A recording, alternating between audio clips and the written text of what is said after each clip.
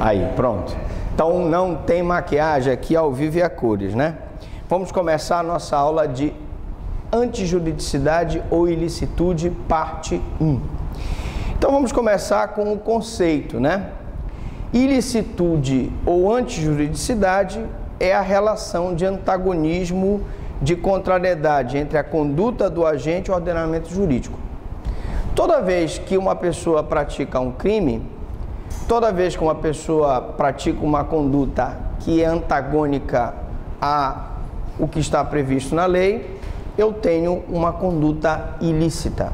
Então, matar alguém, lesionar uma pessoa, ofender a honra, subtrair bens da administração pública são condutas ilícitas. Todo fato típico, até prova em contrário, também é ilícito pela função indiciária da ilicitude. Nós já tivemos oportunidade de explicar para vocês que não é sempre que um fato típico ele será ilícito.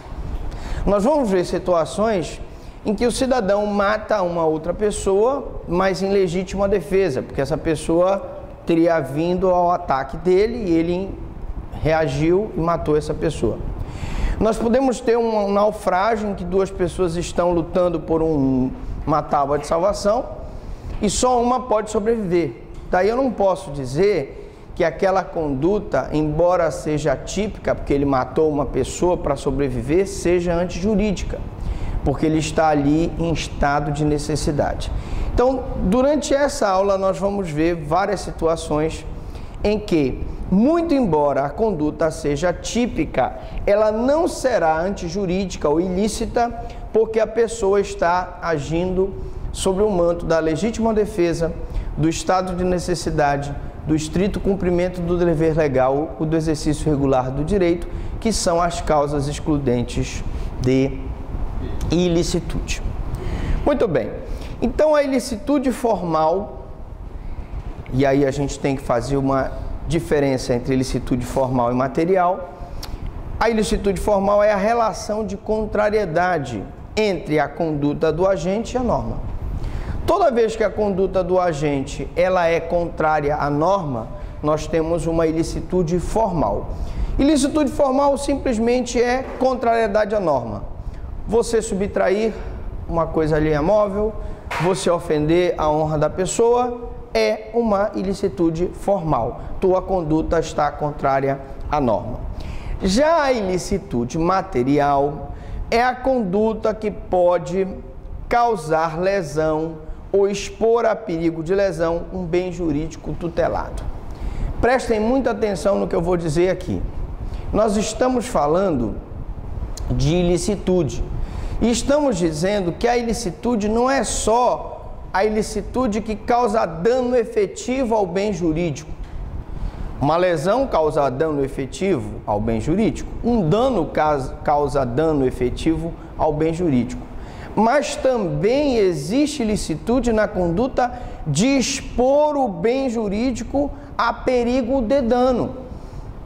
Uma pessoa que está dando um cavalo de pau, uma pessoa que está participando de um pega, né? Uma competição não autorizada, uma pessoa que está dirigindo embriagado, ele está expondo o bem jurídico alheio a perigo de dano, além de expor o bem jurídico próprio. Então, a ilicitude material também pode ser caracterizada não só pela lesão efetiva ao bem jurídico, como pela exposição ao perigo de dano. Bom, aí eu tenho a ilicitude no conceito analítico de crime. Na teoria da ratio cognoscendi, o crime é igual ao fato típico, antijurídico e culpável pela função indiciária da ilicitude. Quando eu digo típico, é porque a conduta tem que estar prevista num tipo penal. Nós já estudamos teoria geral do crime e lá nós vimos que toda conduta humana que se ajusta a um tipo penal é um fato típico. Ela é antijurídica se ela contraria a norma. Mas se eu mato uma pessoa em legítima defesa, Se o agente mata outro em estado de necessidade, se a pessoa está em estrito cumprimento do dever legal, a conduta até é típica, mas não é antijurídica.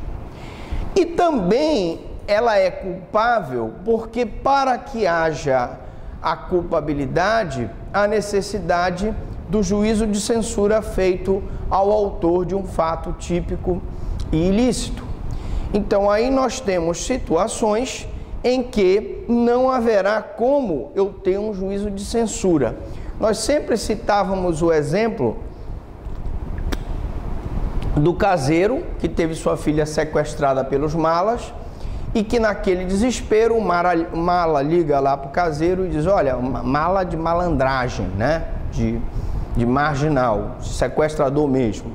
E liga para o caseiro e diz, olha, se tu subtraís a joia da tua patroa, eu vou entregar a tua filha em segurança. E ele vai lá e subtrai a joia da patroa dele. Lógico.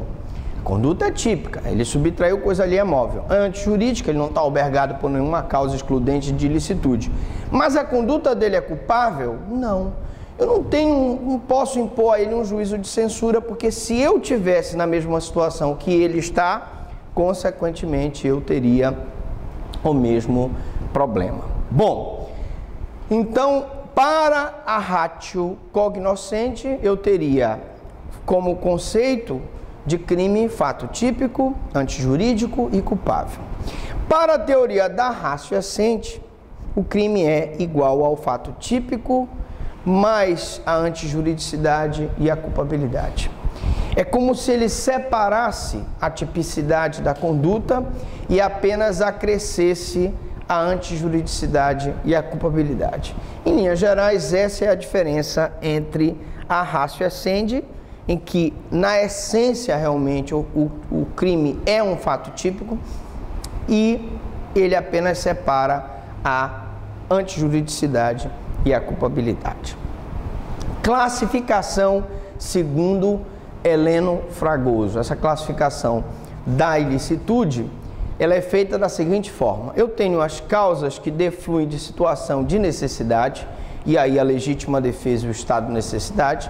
Por que situação de necessidade? Se o agente sofre uma agressão atual, eminente e injusta de outra pessoa, ele tem necessidade de reagir àquela agressão, porque se ele não reagir, ou ele morre ou a pessoa morre. Portanto, é uma situação de necessidade. O estado de necessidade também. O estado de necessidade também. Se eu tenho um acidente aéreo e aquelas pessoas ficam dentro do avião, cercadas de neve por todo quanto é lado, não tem o que comer, e eles começam a praticar antropofagia, comendo a carne dos outros passageiros que morreram, eu não posso acusá-los de vilipêndio de cadáver, porque eles estão em estado de necessidade. Então preste atenção que primeiro eu tenho as causas que defluem da situação de necessidade e, num segundo momento, eu tenho as causas que defluem de atuação do direito, que é o exercício regular do direito e o estrito cumprimento do dever legal. Ora, nós vemos aqueles exemplos nos Estados Unidos de pessoas que são condenadas à morte. Então se aplica uma injeção letal e a pessoa vem a falecer. O carrasco que aplica a injeção letal é o que é o responsável pela morte daquele paciente. Mas o carrasco, ele está agindo em estrito cumprimento do dever legal. Eu posso acusá-lo de matar uma pessoa? Não. Ele apenas ali é um instrumento para que se execute a pena de morte dos Estados Unidos. Bem como um médico que é obrigado a fazer uma intervenção cirúrgica de um paciente para evitar que ele morra. Na hora que ele faz a intervenção cirúrgica, ele está abrindo a barriga do paciente, por exemplo, ele está praticando uma lesão corporal. Mesmo se nós considerarmos que há o consentimento do paciente e, consequentemente, eu não posso dizer que ele está praticando uma conduta criminosa, porque ele está albergado por uma causa excludente de ilicitude que deflui da atuação do direito, tá? Então, preste atenção. Causas que defluem do estado de necessidade, da situação de necessidade e causas que defluem do exercício do direito. Ainda temos uma terceira, que é uma causa que deflui de situação de ausência de interesse, o consentimento do ofendido, certo? As causas de justificação implicam sempre em um processo de ponderação para descobrir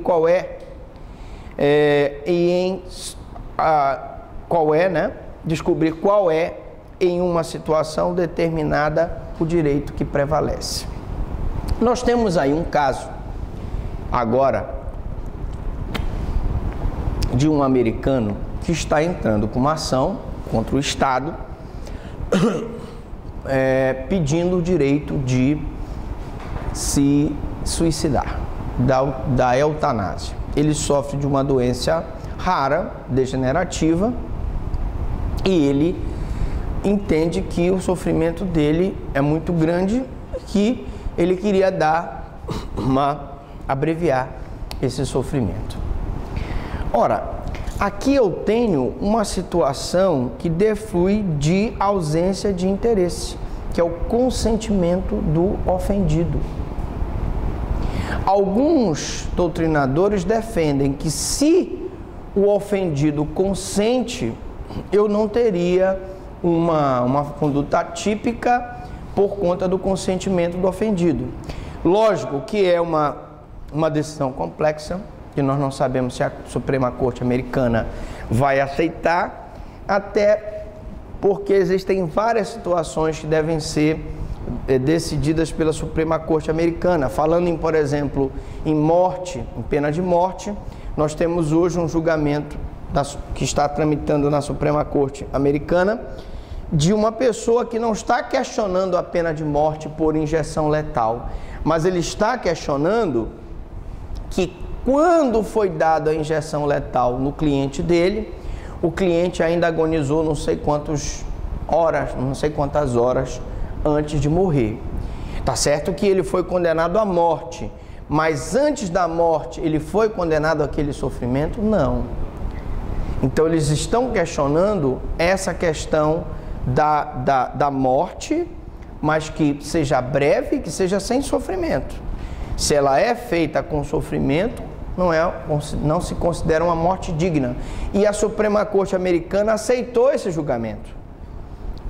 E provavelmente vai declarar que nesse caso específico desse homem, que não foi sedado de forma adequada, se ele tivesse sido sedado, na hora que o cidadão deu a injeção letal ao carrasco, ele teria morrido sem dor. Mas como ele não foi sedado, ele passou várias horas agonizando antes de morrer.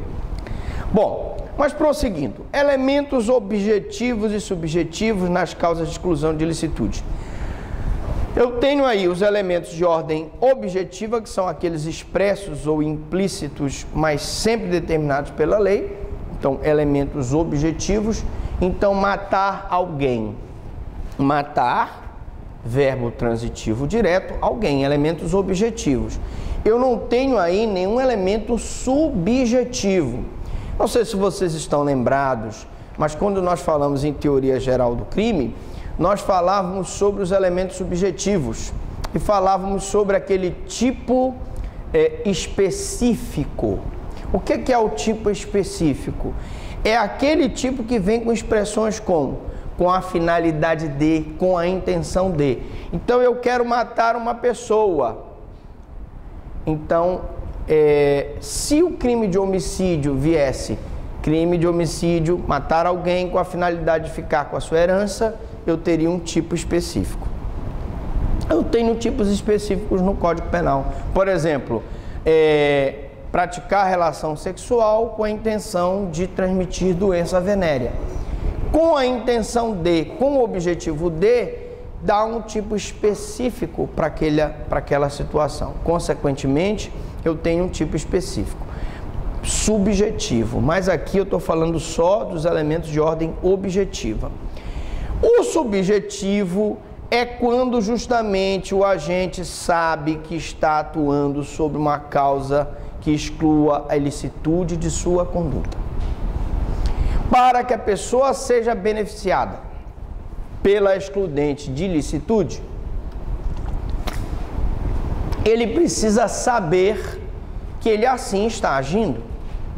Ora, se ele atira a esmo e acaba matando uma pessoa que supostamente viria ao seu encontro para matá-lo, e ele não tinha absolutamente consciência dessa situação, ele não pode ser beneficiado pela legítima defesa.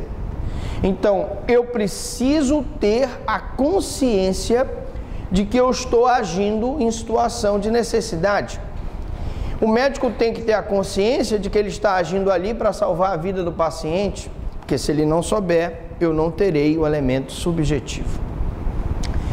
Meus queridos alunos, quais são as causas de exclusão de ilicitude? Elas estão previstas no Código Penal, que diz: não há crime quando o agente pratica o fato em estado de necessidade, em legítima defesa, em estrito cumprimento do dever legal e exercício regular do direito.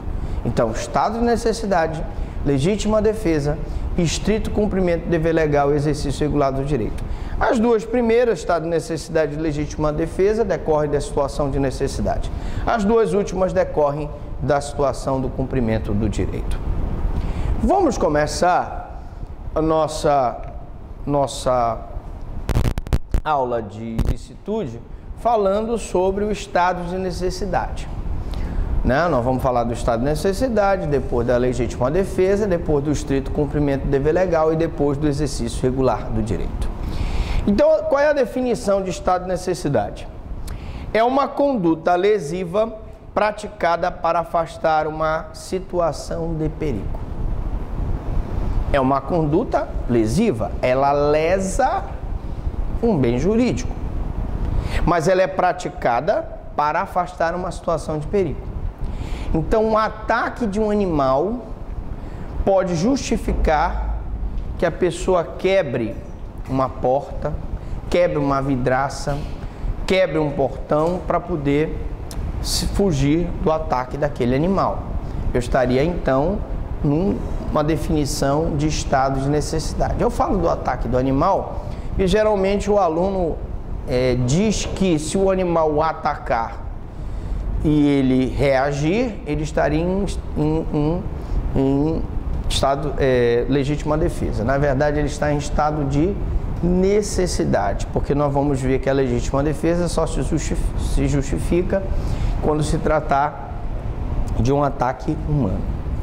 Bom, considera-se em estado de necessidade quem pratica o fato para salvar de perigo atual que não provocou por sua vontade, nem poderia por outro modo evitar, direito próprio alheio, cujo sacrifício nas circunstâncias não era a razoável exigir. Primeiro vamos analisar ponto a ponto desse conceito.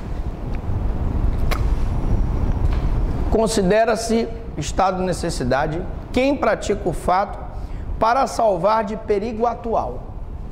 O perigo atual, gente, é o que está acontecendo naquele momento. É o perigo que acontece no momento que se fala, que não provocou por sua vontade. Atenção, o estado de necessidade, nós já tínhamos oportunidade de ter falado sobre isso, ele não pode ser usado por quem causou a situação de perigo. Imaginemos, por exemplo, uma pessoa que está num acampamento e que joga uma bagana de cigarro no mato seco. Isso causa um incêndio florestal. Ele causou a situação de perigo. Então, ele não pode lesar bens jurídicos alheios para se livrar daquela situação de perigo e alegar o estado de necessidade. Porque ele provocou a situação de perigo. Prestem muita atenção. Ele não deve ter provocado, por sua vontade, a situação de perigo. Nem poderia de outro modo evitar. Então veja, o estado de necessidade, a primeira pergunta que se faz é: ele poderia evitar a lesão ao bem jurídico? Imagine a seguinte situação. Vocês devem ter visto o filme do Titanic, aquela cena romântica.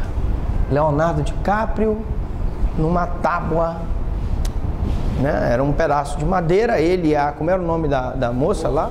A Rose. Não é o nome daquela atriz? É meio difícil aquele nome, né? Kate... Olha, ele falou ali. Vai, diga de novo. Kate Winslet. Kate Winslet. Bom, a Kate estava lá com o Leonardo, né? A Rose e o... Como era o nome dele no filme? Hein? Jack. O Jack e a Rose. E vocês sabem que a temperatura ali está abaixo de zero, né? Se o cara entrar na água, ele morre em 5 minutos, mais ou menos. Tem uns que morrem em 3, né? Eu morreria só de olhar para a água. Bom, mas enfim.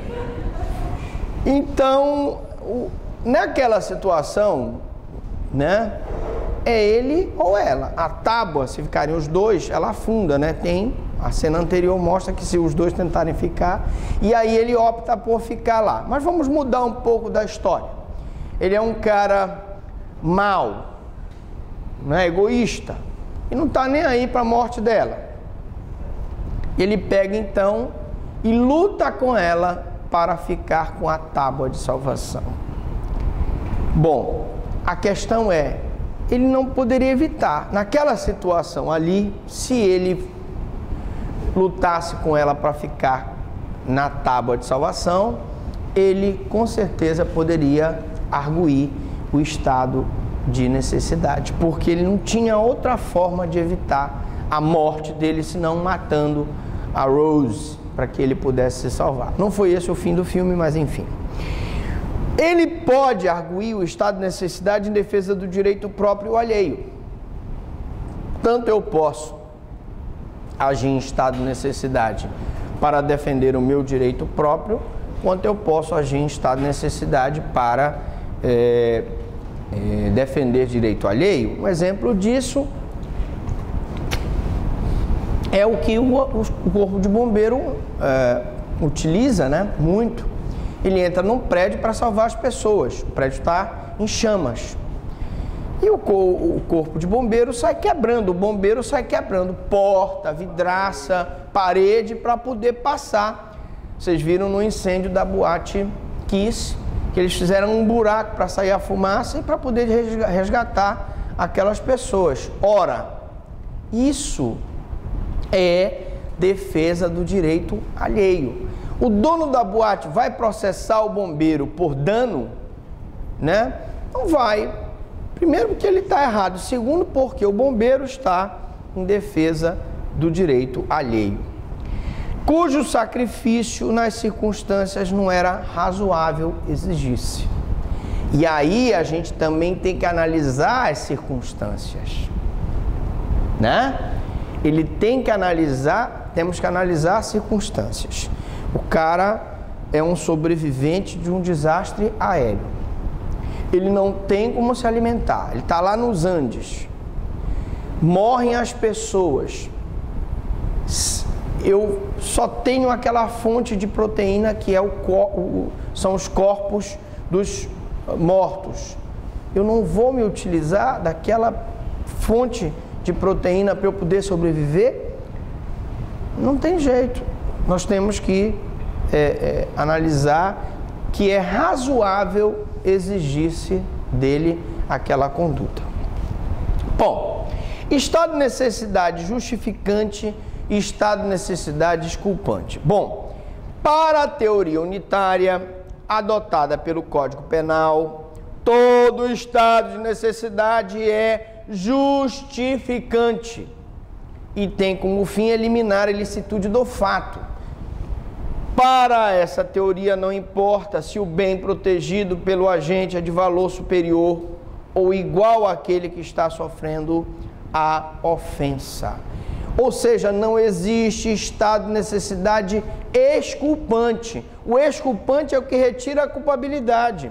O justificante é o que se embasa em causas de exclusão da ilicitude. Tá? Então preste atenção. A teoria diferenciadora traça uma distinção entre estado de necessidade justificante e estado de necessidade culpante, considerando os bens em conflito. Se houver, dependendo da situação de bens em conflito, eu vou ter um estado de necessidade desculpante e vou ter um estado de necessidade justificante. Mas essa teoria não foi adotada entre nós.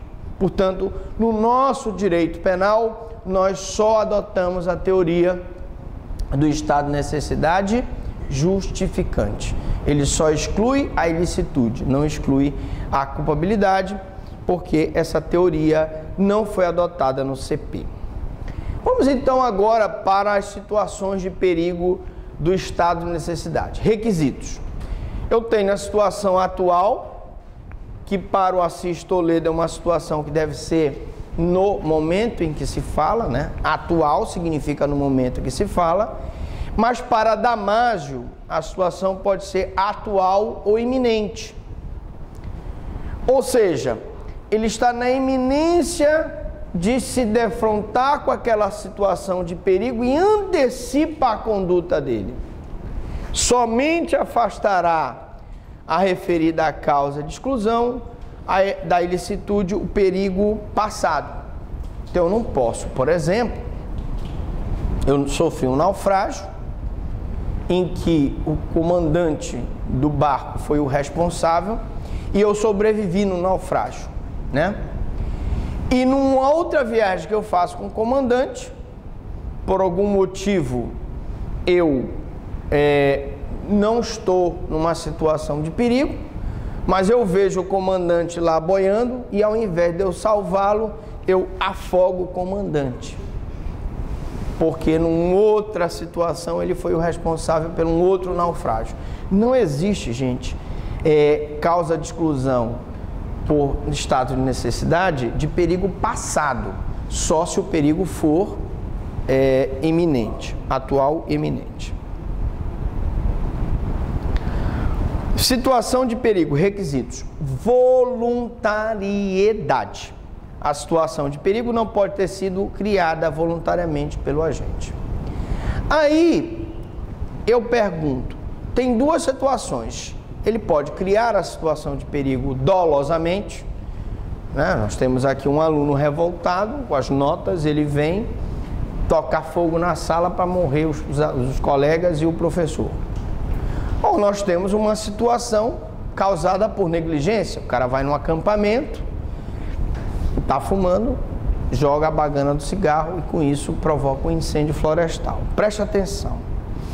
Para Damásio, voluntariamente é sinônimo de dolo.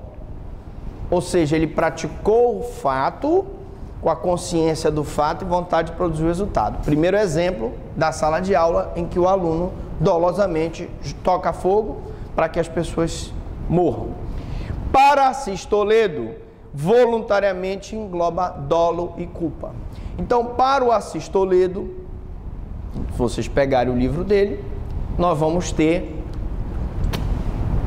ele dizendo que tanto se ele agiu com dolo, quanto se ele, por negligência, imprudência, imperícia, jogou a bagana de cigarro e provocou um incêndio florestal, ele não pode ser albergado pelo estado de necessidade.